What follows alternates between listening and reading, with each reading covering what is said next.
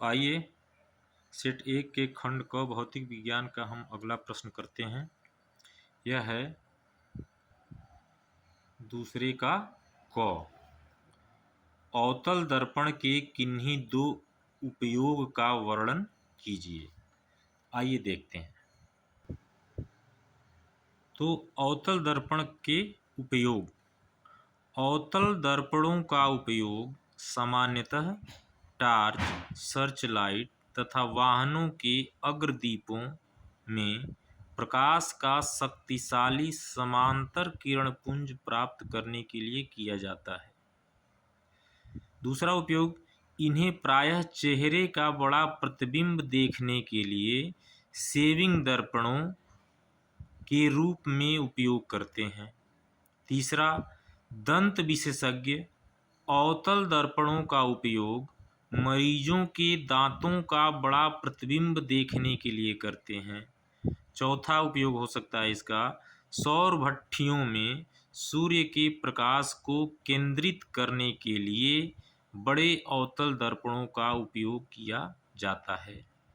तो इस तरह से हमें यहाँ पर केवल दो उपयोगों के बारे में पूछ रहा है, तो हम लिख देंगे कि अवतल दर्पण के दो उपयोग निम्नलिखित हैं। इन चारों में से कोई भी एक आप दे सकते हैं, जैसे टार्च, सर्च लाइट वाहनों के अग्रदीपों में प्रकाश का शक्तिशाली समांतर किरण पुंज प्राप्त करने के लिए। दूसरा, चेहरे का बड़ा प्रतिबिंब देखने के लिए सेविंग दर्पणों में इसका उपयोग करते हैं। तो इस तरह से हम कोई भी इसमें से लिख सकते हैं। तो इसको हम कैसे लिखेंगे, तो हम हेडिंग देंगे प्रश्नोत्तर नंबर 2 का क। अवतल दर्पण के दो उपयोग। इसमें पहला है, इसका उपयोग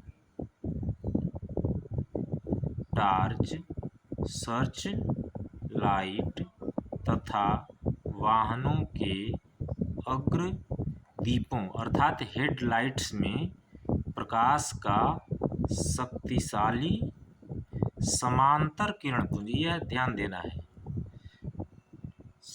प्रकाश का शक्तिशाली समांतर किरणपुंज प्राप्त करने के लिए किया जाता है। दूसरा है, चेहरे का बड़ा प्रतिबिंब देखने के लिए सेविंग दर्पणों के रूप में उपयोग किया जाता है। यानी जो सेविंग दर्पण होते हैं, सेविंग मिरर्स होते हैं, वो अवतल दर्पण के ही बने होते हैं। तो ये दो, इस तरह से हम लिखेंगे, दो उपयोग इनका अलग अलग हम लिख देंगे।